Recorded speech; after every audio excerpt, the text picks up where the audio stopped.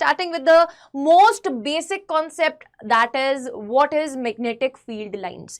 बेटा जैसे electric field lines था वैसे ही सेम मैग्नेटिक फील्ड लाइंस होता है. सिंपली अगर हम यहां पे बात करें तो आप ये चीज याद रखिएगा, इलेक्ट्रिक फील्ड लाइंस जो थे वो पॉजिटिव चार्ज से निकल के नेगेटिव पे अपने आप को टर्मिनेट कर देते थे, खत्म कर देते थे. बट जो मैग्नेटिक फील्ड लाइंस होते हैं ना बेटा, वो क्लोज लूप बनाते हैं.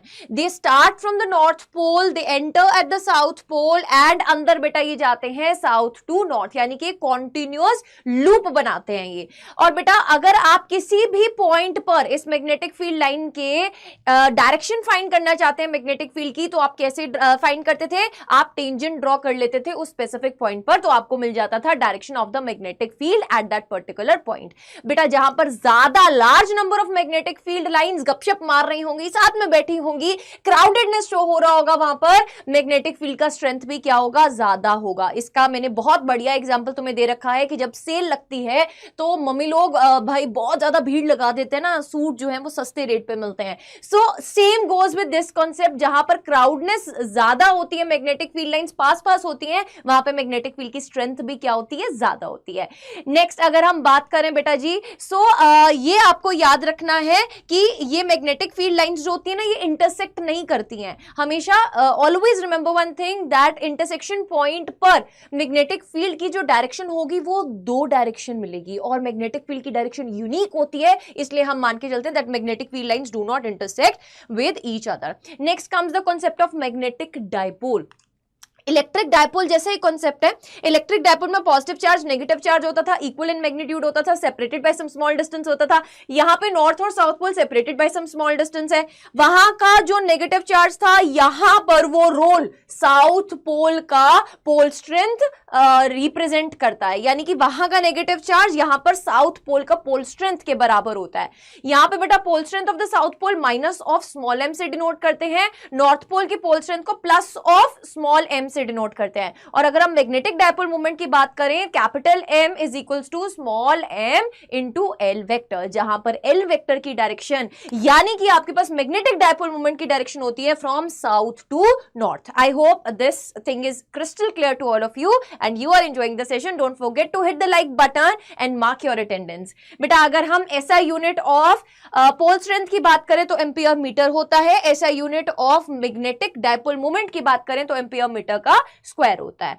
चलिए नेक्स्ट अगर हम बात करते हैं कि हम किसी बार मैग्नेट को काटना चाहते हैं, कट करना चाहते हैं. अब दो तरीके से काट सकते हैं बेटा, एक तो परपेंडिकुलर काट सकते हैं, ठीक है, और दूसरा हम सेम अगर हम हॉरिजॉन्टल प्लेन की बात करें, हॉरिजॉन्टल प्लेन में काट सकते हैं. बेटा चाहे आप परपेंडिकुलर काटो, यानी कि चाहे आप हॉरिजॉन्टल प्लेन में कट करो या फिर आप वर्टिकल प्लेन में कट करो, रिस्पेक्टिवली बेटा आपके पास अगर आप वर्टिकल प्लेन में कट कर रहे हो तो आपके पास लेंथ की वैल्यू चेंज हो जाएगी, पोल स्ट्रेंथ सेम ही रहेगा. अगर आप हॉरिजॉन्टली कट कर रहे हो तो आपके पास पोल स्ट्रेंथ जो है वो चेंज होगी, लेंथ सेम रहेगा, बट जो न्यू मैग्नेटिक डायपोल मोमेंट आएगा वो ओल्ड का कितना होगा? आधा होगा. ये हमेशा याद रखना बोथ द केसेस में बेटा. ये मैंने आपको डिटेल्ड लेक्चर्स जो करवा रखे हैं इस चैप्टर के उसमें ये पढ़ा रखा है, ठीक है. नेक्स्ट आ जाइए, bar magnet in different shapes. Bar magnet को जब हम किसी डिफरेंट शेप में लेकर आए, उस केस में बेटा हम मैग्नेटिक डायपोल मोमेंट को कैसे फाइंड कर सकते हैं? लेट्स सपोज हमारे पास ये बार मैग्नेट है, उसको मैंने इस शेप में कन्वर्ट कर दिया है. बेटा अब यहां पर आपको एक चीज याद रखनी है कि दिस पर्टिकुलर डिस्टेंस, अभी भी जो हम शॉर्टेस्ट डिस्टेंस निकालेंगे उसको हम एल डैश लेंगे. बेटा this angle is refer to as theta here. तो जो न्यू मैग्नेटिक मोमेंट होगा that will be old magnetic moment, sine of this theta divided by 2 divided by theta divided by 2. So बेटा ये आपके पास new magnetic dipole moment की value निकल के आएगी. सेम गोज विद एल, यहां पे कैपिटल एम की जगह बस एल से रिप्लेस कर देंगे, फॉर्मूला बिल्कुल सिमिलर वे में ही चलेगा, ठीक है. आई होप यहां तक सब कुछ क्रिस्टल क्लियर है. नेक्स्ट, बहुत सारे बच्चों की लास्ट वीडियो पर है ना ये डिमांड आई थी कि मैम और मैग्नेटिक डायपोल मोमेंट के फॉर्मूलाज बता दो, शॉर्टकट्स बता दो. तो बेटा इसमें वो हम सब कवर कर रहे हैं. रिजल्टेंट डायपोल मोमेंट अगर आपको फाइंड करना आ जाए, देखो magnetic moment is basically a vector quantity.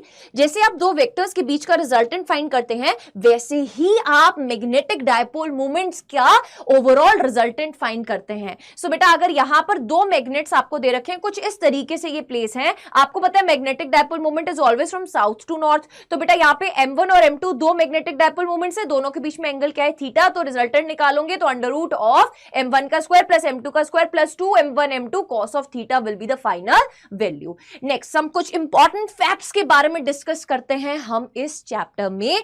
हमेशा आप याद रखना, जब भी आप किसी बार मैग्नेट को काट देते हो, बीच में से काट देते हो, हॉरिजॉन्टली काट देते हो, वर्टिकली काट देते हो, बेटा कभी भी ऐसा पॉसिबल नहीं है कि आपको इंडिविजुअल नॉर्थ या इंडिविजुअल साउथ पोल मिल जाए ना। नॉर्थ और साउथ कहते हैं that we are attracted to each other, हम कभी भी एक दूसरे से जुदा नहीं हो सकते हैं।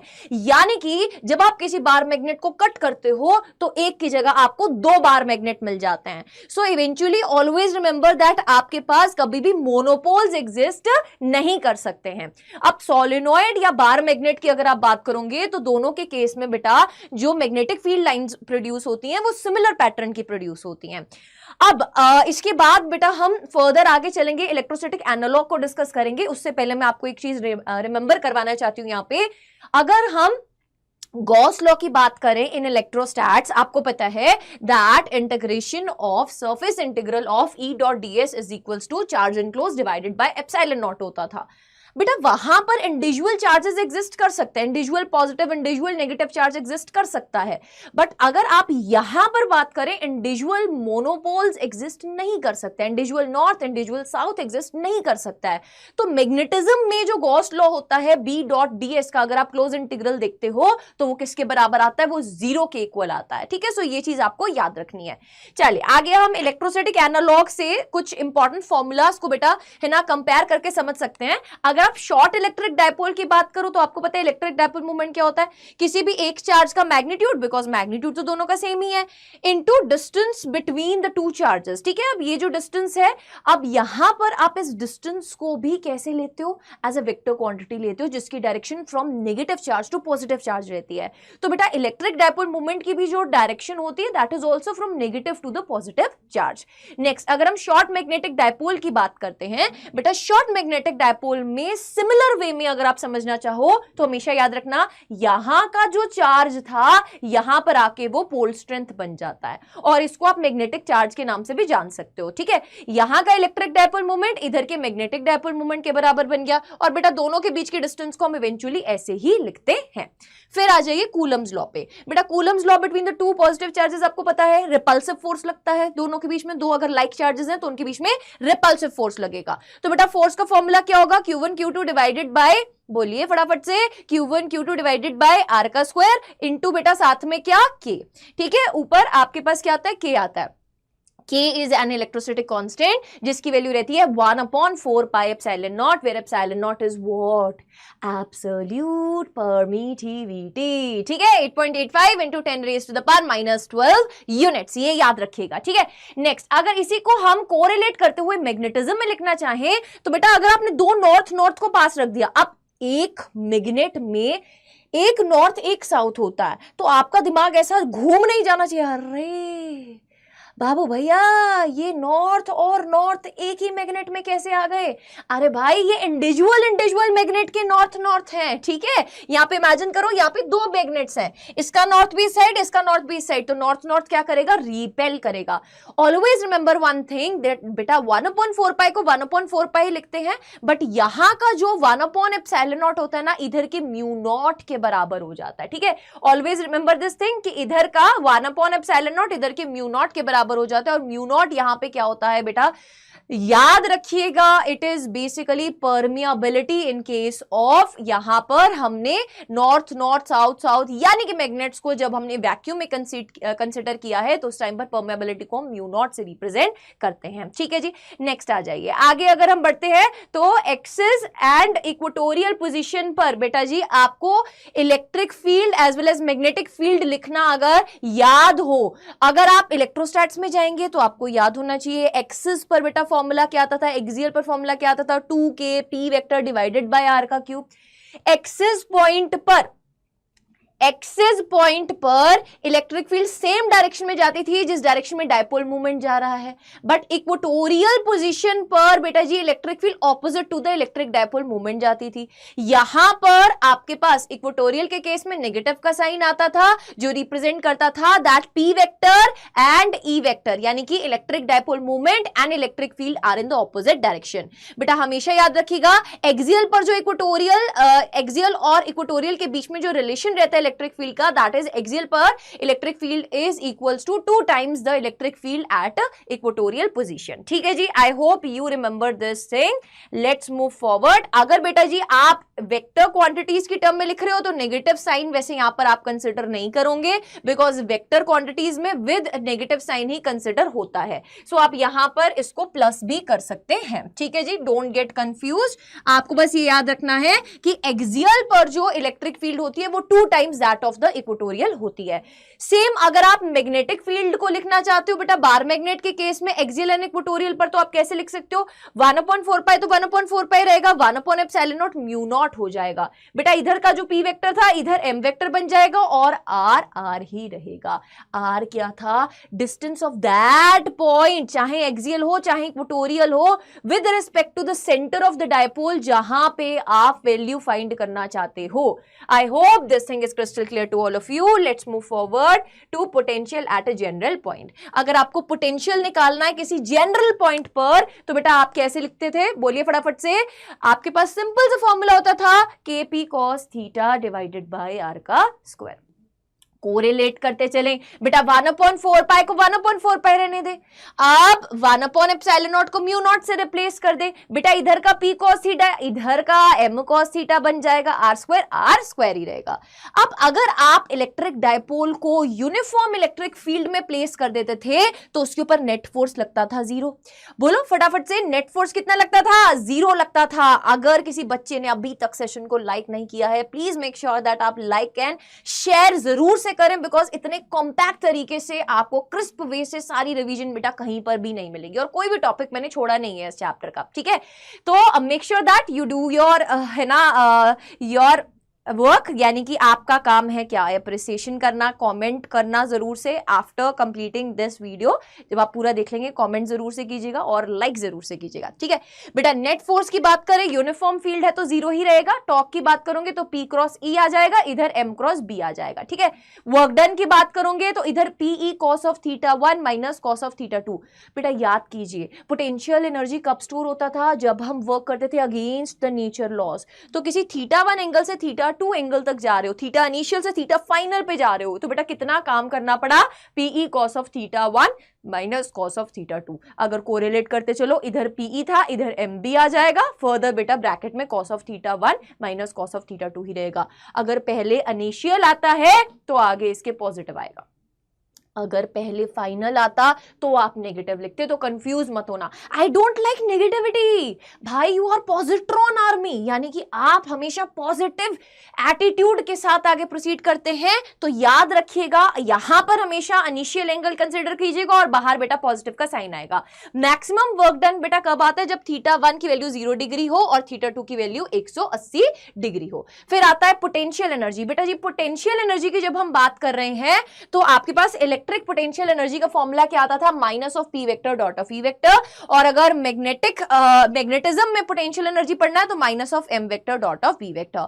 अब the angle between magnetic dipole movement and magnetic field induction, या फिर the angle between electric dipole movement and electric field induction. बेटा इन दोनों ही केस में अगर आपके पास ये दोनों ही with respect to each other parallel होंगे, यानी कि थीटा 0 डिग्री होगा तो स्टेबल इक्विलिब्रियम का पोजीशन, अगर थीटा 180 डिग्री होगा तो अनस्टेबल इक्विलिब्रियम का पोजीशन आएगा। ठीक है जी, अब यहां से मैं बोलना चाहूंगी अर्थ मैग्नेटिज्म वाला जो पार्ट है नीट एस्पिरेंट्स के लिए जरूरी नहीं है, ये सिलेबस में से रिड्यूस है। बट अगर आप सीयूटी के एस्पिरेंट हैं, अगर आप जेई के एस्पिरेंट हैं, या फिर आप बोर्ड एग्जाम्स की तैयारी कर रहे हैं, तो आपका अर्थ मैग्नेटिज्म भी इंपॉर्टेंट पार्ट है, तो इसको प्लीज सुन लीजिए। ठीक है, क्योंकि आपने सिर्फ नीट का एग्जाम अगर जिन बच्चों ने नहीं देना है और फर्दर एग्जाम्स भी देने हैं तो आप इसको कवर कीजिए मेरे साथ। बेटा यहां पर अर्थ मैग्नेटिज्म में, यानी कि अर्थ के किसी भी हिस्से पर अगर आप खड़े हो और आप चाहते हो मैग्नेटिक फील्ड देखना, यानी कि आप अर्थ की मैग्नेटिज्म समझना चाहते हो, तो आपको 3 एलिमेंट्स रिक्वायर्ड होंगे।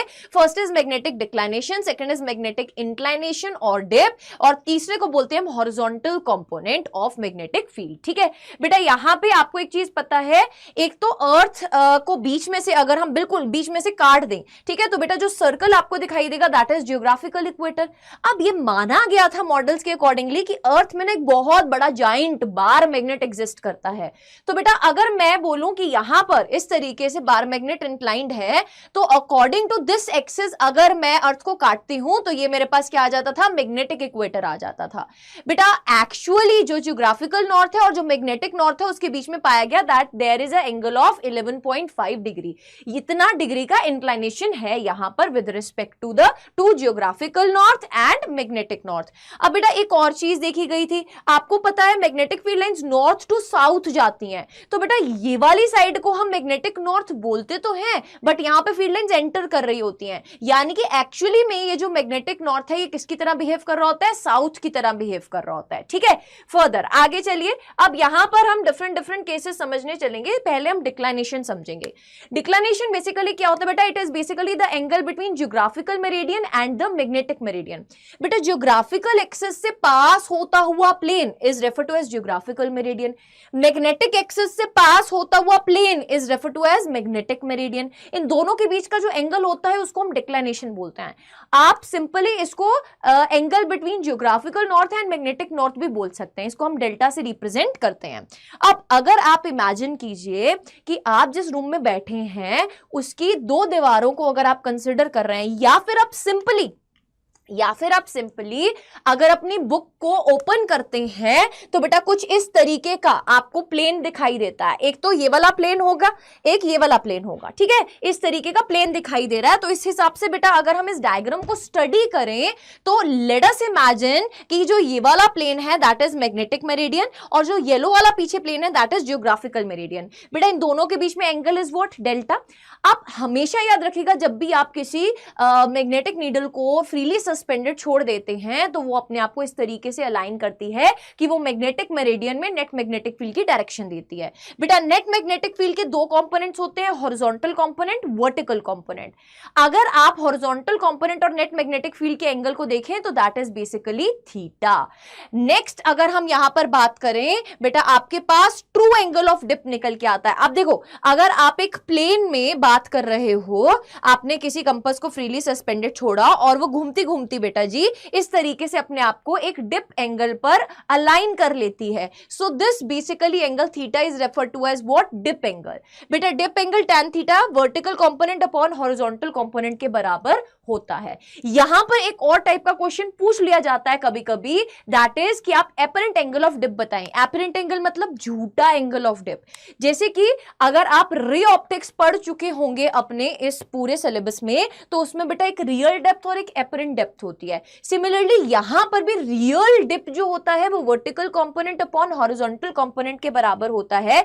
बट अगर आप एपरेंट डिप की बात करें तो ये बहुत डिटेल में बेटा आप मेरे नाम के साथ सर्च करेंगे, मैंने बहुत बढ़िया तरीके से YouTube पर एक वीडियो बना रखा है, इस पर आपको मिल जाएगा। अगर आप यहां पर कंसिडर करें तो बेटा आपके पास जो एपरेंट एंगल ऑफ डिप होता है उसमें tan ऑफ डेल्टा, यानी कि आपके पास tan ऑफ डेल्टा क्या था, vertical component upon horizontal component, और नीचे बेटा साथ में क्या आता है, cos ऑफ थीटा आता है। ठीक है, where theta is basically the angle between the total magnetic field and the horizontal component. ठीक है, सो दिस इज बेसिकली झूठा एंगल ऑफ डिप। इसके ऊपर क्वेश्चंस पूछे जाते हैं in your CUET examination, in your JEE examination. ठीक है, अभी आपको ये चीज पता होनी चाहिए दैट नीट के सिलेबस में से ये रिड्यूस है, अदरवाइज इसमें से बहुत इंपॉर्टेंट क्वेश्चंस पूछे जाते थे। ठीक है, next relationship between 2 false angle of dips. Let's suppose यहां पर बेटा 2 फॉल्स एंगल ऑफ डिप हैं, डेल्टा 1 एंड डेल्टा 2, और जो रियल ट्रू डिप एंगल है दैट इज डेल्टा। उनके बीच का एक रिश्ता आपको पूछ लिया जाता है। आप ये चीज याद रखिए जब हम फॉल्स डिप एंगल की बात कर रहे हैं तो उस केस में डेल्टा 1 एंड डेल्टा 2 जो डिप एंगल्स प्लेन बना रहे हैं वो प्लेन आपस में एक दूसरे के क्या है, परपेंडिकुलर है। तो बेटा जी यहां पर फॉर्मूला आता है cot square delta 1 plus cot square delta 2 is equals to cot square delta. अब इंपॉर्टेंट फैक्ट्स याद याद रखिएगा बेटा, जो डिक्लाइनेशन होता है वो ऑलवेज ग्रेटर एट पोल्स होता है and smaller near the equator होता है। वहीं पर अगर हम एंगल ऑफ डिप की बात करें, एंगल ऑफ डिप की बात करें तो वो मैक्सिमम होगा पोल्स पे, because angle of dip is angle between the horizontal component and the total magnetic field, और पोल्स पर जो नेट मैग्नेटिक फील्ड होती है वो 90 डिग्री पर अलाइंड होती है। तो आप सोचिए कि वर्टिकल कंपोनेंट और हॉरिजॉन्टल कंपोनेंट के बीच का ही आप एक तरह से एंगल निकाल रहे हैं, तो वो मैक्सिमम मिलता है पोल्स पर, क्या, एंगल ऑफ डिप। और वहीं पर अगर आप इक्वेटर पे बात करें तो आपको मिनिमम मिलेगा, बिकॉज इक्वेटर पर ओनली एंड ओनली आपके पास horizontal component of magnetic field present होता है। नेक्स्ट आगे चलिए। नेक्स्ट बेटा, अगर आप टाइम पीरियड फाइंड करना चाहते हैं, बिकॉज आपको पता है कि जब आप मैग्नेटिक डायपोल को यूनिफॉर्म मैग्नेटिक फील्ड में रखेंगे तो अगर आप उसको वहां से डिस्टर्ब करने की कोशिश करेंगे तो बेटा वो क्या करने लगेगा, ऑसिलेशंस करने लगेगा। तो time period is equals to 2 pi under root of I divided by mv, where I is basically the moment of inertia, m is the magnetic dipole moment and b is basically what बेटा, magnetic induction. इसी को बेटा अगर आप frequency के terms में लिखना चाहते हैं तो इसका आप रिवर्स कर देंगे, because frequency is 1 upon time period, और इसी फॉर्मूला से फर्दर बेटा आप b की वैल्यू को भी फाइंड कर सकते हैं। नेक्स्ट अगर हम आगे चलें तो बेटा आपके सिलेबस में मैग्नेटाइजेशन के बारे में हमने स्टडी करना, मैग्नेटाइजेशन क्या होता है। चलिए फटाफट से एक बार देखने की कोशिश करते हैं। उससे पहले मैं यहां पर आपको मैग्नेटिक परमेबिलिटी और इंटेंसिटी ऑफ मैग्नेटाइजेशन भी समझा दूं। बेटा जब आपके पास कोई नॉन मैग्नेटिक मटेरियल है, आपने उसको स्टडी किया, अब वो कोई डायामैग्नेटिक, पैरामैग्नेटिक, फेरोमैग्नेटिक कोई भी मटेरियल, अभी मैं उसके ऊपर नहीं जा रही, अभी मैं बोल रही हूं कोई भी नॉन मैग्नेटिक मटेरियल है, तो उसमें जो एटम्स होंगे उनके विद रिस्पेक्ट टू जो मैग्नेटिक डायपोल्स होंगे वो रेंडमली ओरिएंट होंगे। बेटा जी अब अगर आप उसको मैग्नेटिक फील्ड में प्लेस कर देते हो तो डायपोल्स अपने आप को अलाइन करना स्टार्ट कर देते हैं, अपने मैग्नेटिक डायपोल्स को अलाइन करना स्टार्ट कर देते हैं in the direction of magnetic field. बेटा यहां से जन्म आता है किसका, मैग्नेटाइजेशन का। मैग्नेटिक परमियाबिलिटी बेसिकली क्या होता है, क्षमता है ना, जब मैग्नेटिक फील्ड में रख रहे हो तो कितना परमिशन दिया है मैग्नेटिक फील्ड ने किसी भी मटेरियल को मैग्नेटाइज होने के लिए। So that is basically the क्षमता, जो कि आपको वैक्यूम के केस में अगर हम बात करते हैं तो म्यू नॉट की वैल्यू बेटा 4.10⁻⁻⁷ tesla metre divided by ampere निकल के आती है। अगर आप रिलेटिव परमिएबिलिटी फाइंड करना चाहते हैं, किसी एक मीडियम की with respect to the vacuum case find करना चाहते हैं, तो वो म्यू आर से रिप्रेजेंट की जाती है। बेटा इंटेंसिटी ऑफ मैग्नेटाइजेशन यानी कि आपके पास H वेक्टर किसके बराबर होता है, B external divided by mu naught के बराबर होता है। इस टाइम पर मैं मान के चल रही हूं कि मैंने कोई और है ना मटेरियल कंसिडर नहीं किया हुआ, मैं वैक्यूम में ही कंसिडर कर रही हूं, तो नीचे बेटा म्यू नॉट आता है। इसका SI unit ampere per metre रहता है और CGS यूनिट में ये ऑर्स्टेड के नाम से जाना जाता है। मैग्नेटाइजेशन क्या होता है, कितने मैग्नेटिक डायपोल्स अलाइन हो चुके हैं in the direction of magnetic field पर unit volume is referred to as magnetization. बेटा अब ऐसा तो नहीं है कि हमें पता चले कि ये वाले मटेरियल, वो वाले मटेरियल या किसी भी और मटेरियल को हमने मैग्नेटिक फील्ड में रखा तो सबके केस में मैग्नेटिक डायपोल्स जो थे वो अलाइन हो गए तो सारे के सारे मटेरियल्स बढ़िया, ऐसा नहीं होता। मटेरियल टू मटेरियल बेटा जो मैग्नेटिक ससेप्टेबिलिटी होती है वो डिफरेंट होती है, according to different type of materials हमारे पास पाए जाते हैं।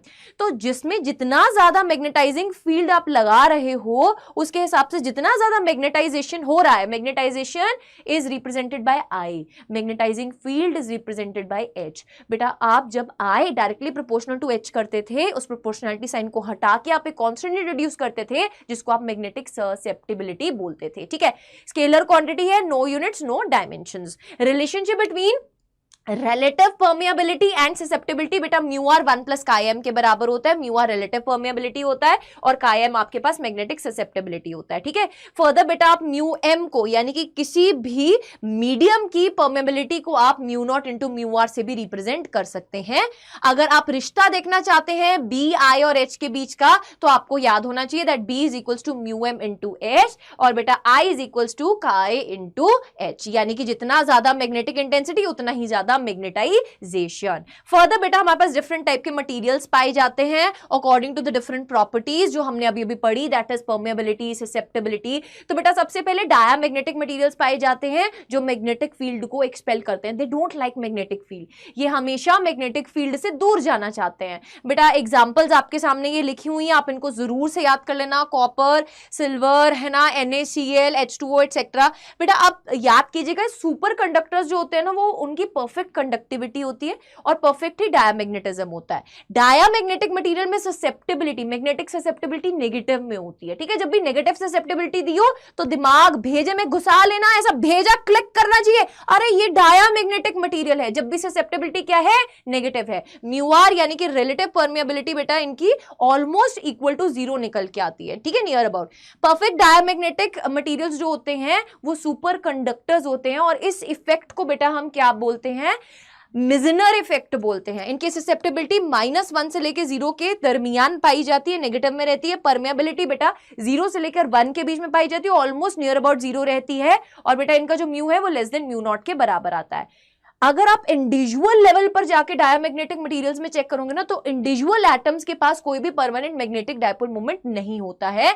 इनकी जो ससेप्टिबिलिटी है वो टेम्परेचर इंडिपेंडेंट रहती है, बिकॉज ये किसी की नहीं सुनते हैं, ठीक है। ये वही बच्चे हैं जो अभी इस सेशन में नहीं आए हुए हैं।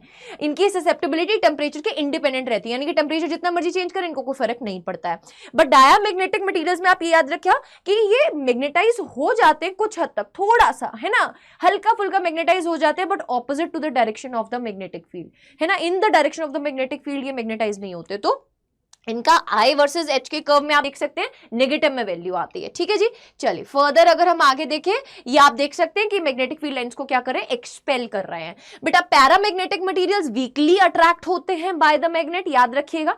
इनके एग्जांपल्स याद रख लीजिएगा। Individual atom possesses permanent dipole moment, individual atom level पे जाओगे तो डायपोल मोमेंट होता है, बट ओवरऑल चेक करोगे तो कोई मैग्नेटिक डायपोल मोमेंट नहीं निकल के आएगा अगर मैग्नेटिक फील्ड प्रेजेंट नहीं है। क्यूरी लॉ को फॉलो करते हैं, यानी कि इनकी जो ससेप्टिबिलिटी है वो टेम्परेचर के हिसाब से गिरती है। जैसे जैसे टेम्परेचर बढ़ता जाएगा इनकी ससेप्टिबिलिटी गिरती जाएगी। रीजन बीइंग टेम्परेचर के कारण क्या आती है, रेंडमनेस आती है। Always remember this thing that temperature के कारण क्या आता है, रेंडमनेस आता है। इनका ससेप्टिबिलिटी 0 से लेकर एप्सिलॉन के बीच में लाई करता है और म्यू आर बेटा 1 से लेकर 1 प्लस एप्सिलॉन के बीच में लाई करता है। इनका जो म्यू है, इनकी जो परमेबिलिटी है वो ग्रेटर देन म्यू नॉट के बराबर आती है। बेटा आप देख सकते हैं टेम्परेचर जैसे जैसे बढ़ रहा है इनका ससेप्टिबिलिटी कम हो रहा है। इसको हम क्यूरी लॉ बोलते हैं, ठीक है। ये क्यूरी लॉ को फॉलो करता है। और तीसरे टाइप के मटेरियल्स आते हैं हमारे पास फेरोमैग्नेटिक मटेरियल्स। फेरोमैग्नेटिक मटेरियल्स जो है वो स्ट्रांगली अट्रैक्ट होते हैं मैग्नेट को।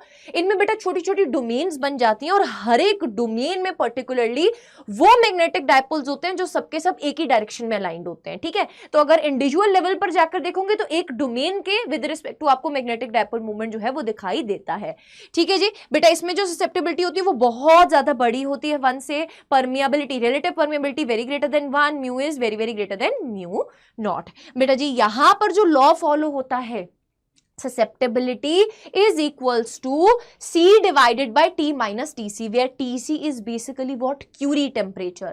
बेटा Curie temperature वो टेम्परेचर है जिसके बाद अगर आप टेम्परेचर बढ़ाते गए तो susceptibility ड्रॉप होगी, फेरोमैग्नेटिक मटेरियल पैरामैग्नेटिक मटेरियल में कन्वर्ट हो जाएगा। बेटा इनके I और H में एक नॉन लीनियर रिलेशनशिप देखने को मिलता है एट अ हायर स्टेज। जब आप H की वैल्यू बढ़ाते रहते हैं तो मैग्नेटाइजेशन H के लीनियर प्रोपोर्शनल नहीं रहती है। अगर आप इनके डायग्राम्स में देखते हैं तो आप देख सकते हैं बेटा कि ज्यादा से ज्यादा मैग्नेटिक फील्ड लाइन जिसमें क्रॉस करती हैं। अब बेटा कुछ जो फेरोमैग्नेटिक मटेरियल्स होते हैं उनमें स्पेसिफिकली हम हिस्टैरिसीस कर्व को स्टडी करते हैं, that is B versus H curve. अब हिस्टैरिसीस कर्व में बेसिकली हम क्या कर रहे हैं, हम H की वैल्यू को बढ़ाते जा रहे हैं तो बेटा आपके जो डोमेन्स हैं वो अलाइन होते जा रहे हैं in the direction of magnetic field. एक ऐसा टाइम आता है जब ये सारे अलाइन हो जाते हैं तो फिर हम H की वैल्यू को कम करना शुरू करते हैं। बट स्टिल बेटा जब हम H यानी कि जो सोर्स है जो मैग्नेटाइजेशन कॉज कर रहा है उसको हटा भी देते हैं, बिल्कुल जीरो भी कर देते हैं, उस टाइम पर भी बेटा B की वैल्यू आपके पास जीरो नहीं होती है। So this OC is basically represented to as retentivity value, ठीक है। अभी भी रिटेंशन है, अभी भी जो नॉन मैग्नेटिक मटेरियल था अगर आपने उसको मैग्नेटिक मटेरियल में कन्वर्ट करने की कोशिश करी और आपने उस फेरोमैग्नेटिक मटेरियल को मैग्नेटिक फील्ड में रखा, अगर आपने मैग्नेटिक फील्ड पीछे खींच भी ली, वो सोर्स पीछे खींच भी लिया, तब भी जो डोमेन्स है ना वो कंप्लीटली रेंडमली ओरिएंट नहीं हो पाती हैं। तो बेटा आप नेगेटिव वैल्यू ऑफ H देते हैं यानी कि आप मैग्नेटाइजिंग फील्ड की डायरेक्शन को रिवर्स करते हैं, तो बेटा आप देखते हैं कि आपके पास सारे के सारे जो डायपोल्स हैं वो फिर से रेंडमली ओरिएंट हो जाते हैं। फिर आप इस दिशा में इसकी वैल्यू को बढ़ाना शुरू करते हैं, डायपोल्स ऑपोजिट डायरेक्शन में लाइन हो जाते हैं एंड जब आप कंप्लीट साइकिल देखते हैं तो आप ये पाते हैं कि आपने जिस जगह से स्टार्ट किया था वहां पे वापस नहीं आ पा रहे। तो ये कर्व को बोलते हैं बेटा हिस्टैरिसीस कर्व। इसमें B और H का बेटा लैग दिखाया गया है, यानी कि B और H एकदम साथ साथ नहीं चल रहे हैं, there is some lag between magnetic induction and magnetizing field. बेटा यहां पर ओडी की जो वैल्यू होती है बेसिकली, जो यहां पर आपके पास ओडी की वैल्यू है, that is refer to as what बेटा जी, कोर्सिविटी। ठीक है, ये कोर्सिविटी वो नेगेटिव वैल्यू ऑफ एच है जो आपको देनी पड़ती है डोमेन्स को फिर से रेंडम करने के लिए। बेटा हार्ड सब्सटेंसेस और सॉफ्ट सब्सटेंसेस में याद रखिएगा, हार्ड सब्सटेंसेस में स्टील आएगा, सॉफ्ट में आपका सॉफ्ट आयरन आएगा। स्टील में आप याद रखिएगा इनकी हाई कोर्सिविटी होती है, और एरिया अंडर द कर्व ना बेटा एनर्जी लॉसेस को रिप्रेजेंट करता है। जितना ज्यादा एरिया होगा उतना ही ज्यादा एनर्जी लॉस होगा। तो स्टील के केस में ना बेटा एनर्जी लॉसेस ज्यादा होते हैं, और सॉफ्ट आयरन के केस में बेटा एनर्जी लॉसेस कम होते हैं, इसलिए इनका एरिया अंडर द कर्व भी क्या रहता है, स्मॉल रहता है। ठीक है जी, याद रखिएगा। परमानेंट मैग्नेट्स जो होते हैं उनका high retentivity, high कोर्सिविटी, high permeability होता है। अगर आप बात कर रहे हैं स्टील की, तो उसको परमानेंट मैग्नेट्स बनाने के लिए यूज किया जाता है। स्टील का स्मॉल रिटेंटिविटी है, हाई कोर्सिविटी है। अगर आप सॉफ्ट आयरन की बात करेंगे, उसका हाई रिटेंटिविटी है, स्मॉल कोर्सिविटी है। और बेटा इलेक्ट्रोमैग्नेट्स हमेशा उन मटेरियल्स के बनाए जाते हैं जो सॉफ्ट हो, जो जल्दी से मैग्नेटाइज और जल्दी से डीमैग्नेटाइज हो जाए। तो soft iron is basically an example for making electromagnets, यानी कि जो टेम्पररी बेसिस पे हम मैग्नेट्स बनाते हैं। ठीक है, प्रैक्टिकल एप्लीकेशंस में बेटा इसकी इलेक्ट्रिक बेल्स आ जाएगा, लाउड स्पीकर आ जाएगा, है ना, heavy cranes to lift machinery. So this is basically an example of the electromagnets. अगर अच्छा लगा session, so make sure that you are liking the session. देख लिया है, लाइक जरूर करें, सब्सक्राइब जरूर से करें चैनल को, कमेंट करके बताइएगा कैसा लगा, शेयर जरूर से कर दीजिएगा अपने फ्रेंड्स के साथ। मिलते हैं नेक्स्ट लेक्चर में, till then stay tuned, love you all, bye bye.